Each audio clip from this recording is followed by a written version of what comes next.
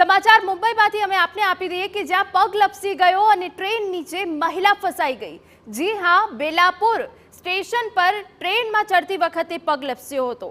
મહિલાનો પગ લપસતા આ ઘટના સર્જાઈ। ટ્રેન નીચે કચડાતા મહિલાના બંને પગ કપાઈ ગયા, પરંતુ મહિલાનો જીવ બચી ગયો છે। ટ્રેનને રોકીને ફસાયેલી મહિલાને બહાર કઢાઈ છે। ગંભીર ઇજાગ્રસ્ત મહિલાને હોસ્પિટલના બિછાને છે। ત્યારે વારંવારની આ ઘટનાઓ બને છે, પરંતુ હવે લોકોએ બોધપાઠ લેવાનો છે કે જ્યારે પણ આપ ટ્રેક પર હોવ છો, આપે ઉતાવળ નથી કરવાની। આ પ્રકારની ઘટના બની શકે છે, આપનો જીવ જોખમમાં મુકાઈ શકે છે। બેલાપુરમાં જે ઘટના બની છે તેમાં મહિલાએ બંને પગ ગુમાવી દીધા।